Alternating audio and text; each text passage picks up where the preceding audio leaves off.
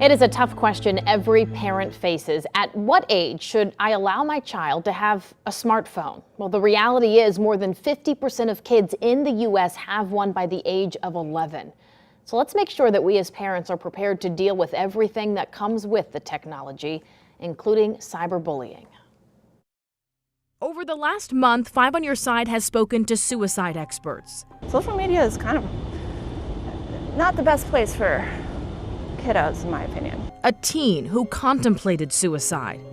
Every day, I would get called the N-word. I would hear it in the halls. I would get in trouble for something that I didn't do, and it just was like repeating, like a never-ending void of like darkness. A mother who lost her son to suicide. People say, "Oh, you're living my worst nightmare." No, honey. I can't wake up from this. And school leaders who say America's mental health crisis needs to be faced head on. The monster is in front of us. We have nowhere to hide. I've never seen it like this before, honestly. Tina Meyer has traveled to hundreds of schools across the country over the last 15 years, hoping to spread awareness about the dangers of social media. Her daughter Megan took her life in 2006 after being cyberbullied.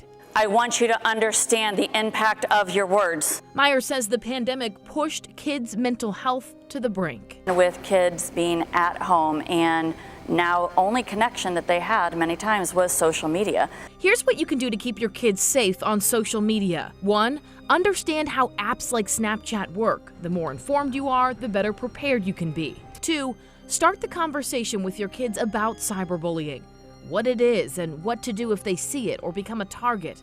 And 3, monitor your children's accounts. Here's tech expert Mark Watson. You have the ability to go into the settings and go into screen time. And this basically will show you how much time that your kid is spending in particular apps. And now at this point, you can set up a passcode on the phone. And after you do that, you'll be able to restrict how much time they can spend in those particular apps. There's also parental control software you can install. The top 3 in the industry: Norton Family Parental Control, Kaspersky, and NetNanny. Bark is another parental control app. It can monitor the text messages, the emails, and even the videos and photos that are on your kid's device. And it can be looking out for sexual content or even bullying in text messages and things like that. Meyer says the best thing parents, teachers, and caregivers can do is continue to have conversations. If we can keep this going and keep them talking about it and discussing and having those supports there, then you have a chance to make a difference.